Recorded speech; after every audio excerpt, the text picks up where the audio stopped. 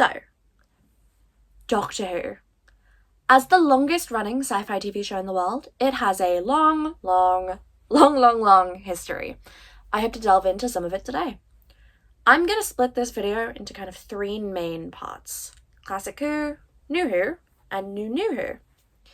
Now, I'm an avid Whovian, but I'll be the first to admit that my knowledge on Classic Who is sadly lacking. I've done some research and I've tried to get my facts straight, but if I make any mistakes, I'm sorry. Don't shoot the messenger. But before we begin, I'm going to give a kind of very brief explanation of the concept of Doctor Who for anyone who's just stumbled upon this whilst endlessly rabbit-holing. So, as the 10th Doctor would say, Allons-y! Doctor Who is a TV show that follows the Doctor, an alien from the planet Gallifrey, as he travels through time and space in his time machine, the TARDIS, time and relative dimensions in space. He's joined by a companion, usually a young woman from Earth, and they'll go on adventures, and they'll save civilizations, and maybe they'll learn some things along the way.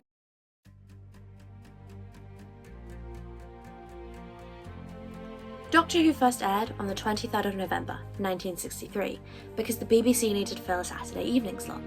Sidney Newman was among the original thought group who came up with the concept of a Villain of the Week sci-fi TV show, something the BBC had never done before. Verity Lambert was brought on, as the youngest and only female producer at the BBC at the time. She stayed on until 1965. They wanted the Doctor to be a stern and smart character, and they decided that William Hartnell would be perfect for the role, and convinced him to join. There were quite a few hardships whilst filming the first episode, and even more so when the airing of the episode was overshadowed by the announcement of the JFK assassination. But, after airing it again the next week, the ratings were through the roof. Doctor Who was a TV show that the whole family could watch, gathered around the television set eating dinner. The format of Doctor Who in its classic era was serial, each story consisting of multiple episodes. It was the second story that really rocketed the show to fame. Doctor Who has had many iconic villains, the Cybermen, the Master, but the Daleks have to be the most famous. Well known for their catchphrase exterminate, and for scaring children so much they have to hide behind their sofas, the Daleks were what really solidified Doctor Who as a sci-fi TV show. Created by Terry Nation, based on the Nazis, the Dalek were a race of aliens living inside metal machines on a radioactive planet, hell-bent on killing all other life. Sidney Newman was originally against the idea of these so-called bug-eyed monsters, but after airing the episode and getting the ratings back, the Daleks were a resounding success. They continue to show up throughout the show and are still major iconography of the show today. As the show continued, it didn't dip in popularity. However, William Hartnell's health started rapidly declining. It became a lot more difficult for him to film episodes with a strict schedule, and he started to forget his lines. The BBC didn't want to cancel the show or just recast the main character, so in 1966 they created the concept of regeneration. They came up with the idea that because the Doctor was an alien, he could change his face if he was dying. This gave the show the possibility to continue. After going through many candidates, they decided that Patrick Troughton would be the correct person to play the second Doctor. His incarnation is a lot less serious, but he's still very intelligent, because it's the same character, just with slightly different personality traits. On the 3rd of January, 1970, the first episode of John Pertwee's Third Doctor was aired. This is the first episode of Doctor Who to ever be aired in colour. Recently, teams have gone back and retroactively coloured episodes, but Season 7's Episode 1, Spearhead from Space, was the first episode to be aired originally in colour. UNIT was first introduced in the Series 6 serial The Invasion in 1968. It was led by Brigadier Sir Alistair Gordon Lethbridge-Stewart, and the acronym originally stood for United Nations Intelligence Task Force. It was an integral part of the Third Doctor's stories, considering he was exiled to Earth until Series 10, only occasionally being allowed off-world by the Time Lords. The Series 8 creative team decided to introduce a recurring villain, a Moriarty to the Sherlock-esque Third Doctor. Originally played by Roger Delgado, the Master is a rogue Time Lord whose goal is to create chaos and control the universe. He first appears in the 1971 Series 8 story, The Terror of the Autons. The fourth incarnation of the Doctor, played by Tom Baker, had a goofy demeanour and the longest tenure on the entire show, from 1974 to 1981. This consisted of 7 seasons. He has one of the most iconic looks of the Doctor, with an overly long knitted multicoloured scarf and a fedora. He had a number of elaborate stories involving characters like Romana, another Time Lord, or the Watcher from his last episode Logopolis, in which he regenerates. He is still one of the most popular Doctors to this day. From 1982 to 1984, the Fifth Doctor was played by Peter Davison, his style consisting of an Edwardian cricket outfit and a stalk of celery pinned to his lapel. After the more fantastical stories of the Fourth Doctor, the show decided to go down a more scientific route, whilst still bringing back classic villains like the Master, the Silurians, and the Cybermen. The sixth iteration of the character, played by Colin Baker, was vastly different. He was more erratic and violent. The BBC didn't agree with this concept, and nor did the viewers, considering the viewership tanked so much that in 1985 they had to put the show on hiatus for 18 months. There was massive backlash from fans, so eventually, in 1987, the show came back, with Sylvester McCoy playing the starring role. Even though the show had changed its approach after returning from hiatus, the viewing figures were still low and declining. Doctor Who was seen as old-fashioned, it no longer held the prominent Saturday evening slot, and there were newer networks out there creating different shows. A combination of these things resulted in the eventual cancellation of the show in 1989 after 26 seasons. The Wilderness Years is what Whovians call the period of time between the cancellation in 1989 and the return in 2005. During these years, the show wasn't being produced, but they were still regularly releasing novels and comics and audio stories, and don't forget the movie as well. This kept the fans going after the loss of the show. The 1996 Doctor Who TV movie is set in America. It briefly features Sylvester McCoy before he regenerates and turns into Paul McGann, the Eighth Doctor. The Doctor is tasked with taking the Master's remains back to Gallifrey, but the Master escapes, so the Doctor has to stop him before he can destroy the world. Before he can do that, he's shot to stepping out of his TARDIS, because, well, he's in America. He's saved by an actual Doctor, Grace, and she becomes the companion for the movie. The whole movie is set on 1999 New Year's Eve. The whole thing is a countdown, ticking clock, to the turn of the century. The movie has this fun and different energy, but it was very poorly received, especially in America. It was originally planned to try and reboot the show this way, but because of its poor reception, that idea was scrapped. On the 26th of September 2003, it was announced that Doctor Who would be coming back to our screens. Do you want to come with me? Because if you do, then I should warn you.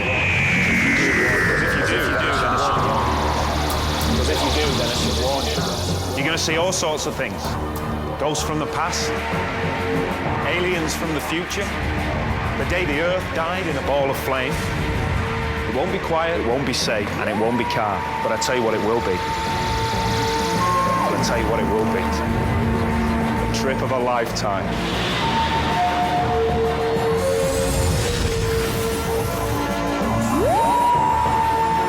Trip of a lifetime. Doctor Who, Saturdays at 7 on BBC One. Lorraine Heggessey, the head of BBC One, and Jane Tranter, the head of drama at the BBC, brought on Russell T Davies, a known Whovian who had been pushing for the show to be revived, to co-produce with Julie Gardner, the head of drama at BBC Wales. Christopher Eccleston would be the new Doctor. With his leather jacket and his gruff attitude, he wasn't quite what people expected, but he was still recognisable as the Doctor, with his blue police box and his ability to save the day. When Russell T Davies brought back the show, he wanted to make sure that the show was for everybody. Old, young, boy, girl. He did that. He brought back the show with appeal to everybody so everybody could enjoy Doctor Who. Not only did it have a noticeably bigger budget, but it was also cool, whilst still keeping the magic of science fiction. Classic monsters returned, and the Doctor still saved the day. Unlike the classic era of the show, which went through multiple different composers, they decided to keep one composer for this. They chose Murray Gold to score the show, with the BBC Orchestra of Wales performing his pieces. This gave those oh-so-important scenes that extra little oomph. The show was different, grittier, darker. It had done what it did best, changed. it had invented new law for itself, the Time War. The Time War, we find out, is a war between the Doctor's people, the Time Lords, and the Daleks. We find out that the Doctor fought in this war. In fact, he ended this war in an incredibly tragic way. He killed all of his people, making him the last of his kind, a theme that gets touched upon throughout the revival. This made the Doctor more empathetic. It made him want to save people more so that they wouldn't have to experience what he has. Only days after the critically acclaimed first episode aired, it was revealed that Christopher Eccleston would not be returning for season 2. He claimed that it was because he didn't want to be typecast, but it was later revealed that there were lots of issues with him and the team behind Doctor Who, one of the main reasons he hasn't returned to the show since, apart from a recent audio story. Having lost its main character after just one season, fans were worried about who would replace him. Russell T Davies and Julie Gardner looked into a range of options, some of which allegedly included Bill Nighy and Richard E. Grant. Eventually, they settled on someone Russell T Davies had worked with on Casanova, David Tennant. He was greeted with a warm welcome and sky-high viewing figures when his season finally came round, staying on for 3 seasons and some specials. He was charismatic, attractive, and he could act anyone under the table. He quickly became a favourite and still consistently wins favourite Doctor polls. In 2010, there was a whole changeover of the show. Both the showrunner and the Doctor were new. This was treated almost as a soft reboot, a kind of jumping on point for new fans, something they could enjoy and then they could go back and watch the rest of it. Stephen Moffat had previously written episodes of Doctor Who, creating some very iconic characters like River Song and the Weeping Angels. When he took over, the show took on a more of a fairy tale aesthetic, both visually and morally. We didn't make a difference at all. I wouldn't say that. The way I see it, every life is a pile of good things and bad things. Hey, the good things don't always soften the bad things, but vice versa. The bad things don't necessarily spoil the good things or make them unimportant. And we definitely added to his pile of good things. Episodes both teaching things as well as entertaining. Matt Smith fitted the bill for this era perfectly. Following the departure of a fan favourite, and being the youngest actor to ever play the Doctor, he had big shoes to fill. I think it's safe to say he knocked it out of the park. His energetic and goofy take on the character was well enjoyed by fans. But just because he seemed lighthearted doesn't mean he was.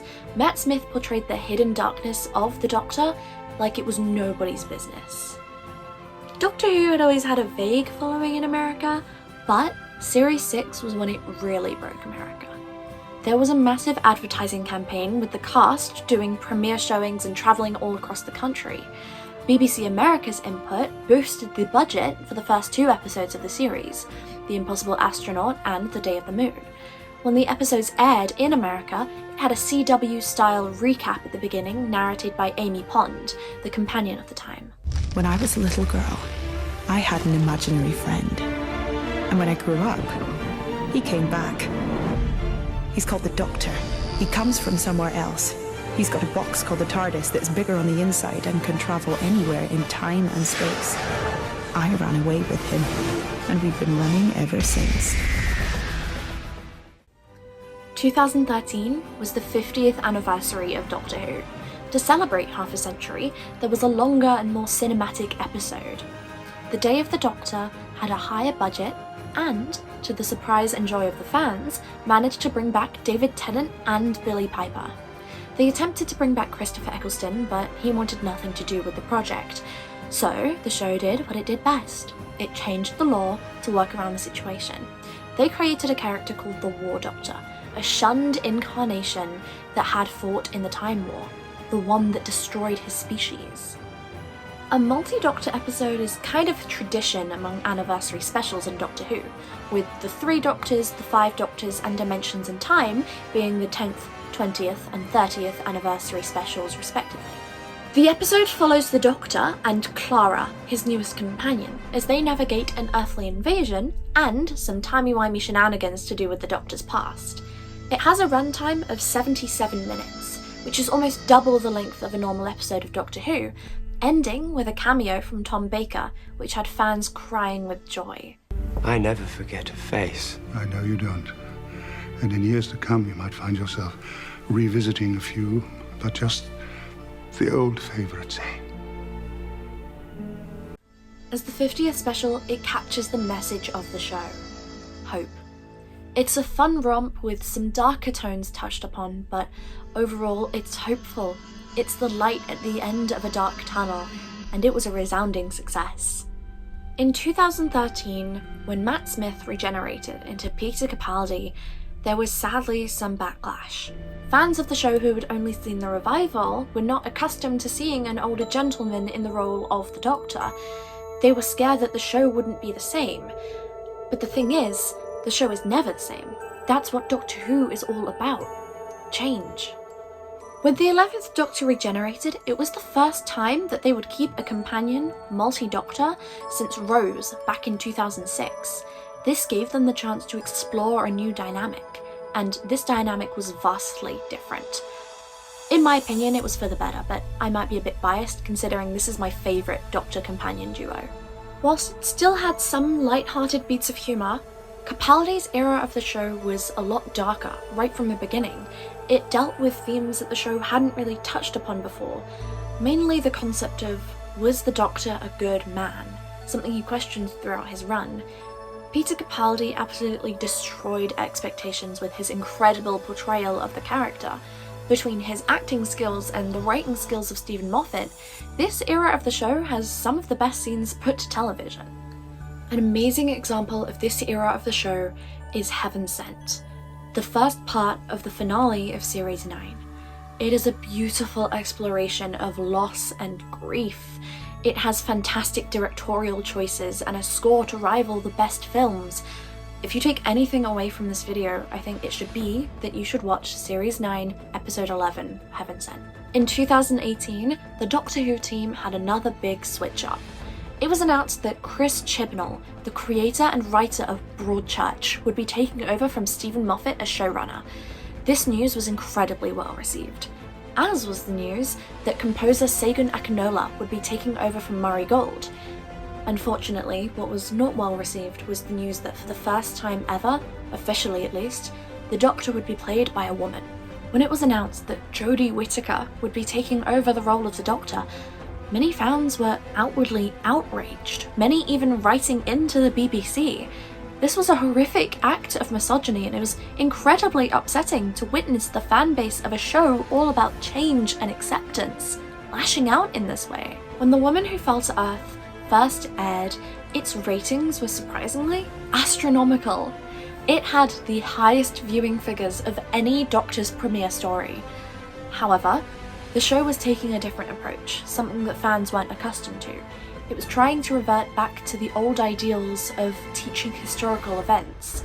Due to this decision, ratings dropped week by week. By the time the Series 13 six-part story The Flux aired, many viewers had dropped off. The BBC Centenary Anniversary special also happened to be Jodie Whittaker's regeneration episode, which, surprisingly, brought back David Tennant again, but as the 14th Doctor this time. The show ended up going on hiatus for 2 years after The Power of the Doctor. This was allegedly to prepare for the 60th anniversary specials and the new Doctor Who team coming in. But this was, and still is, slightly worrying, considering what happened the last time the show went on hiatus.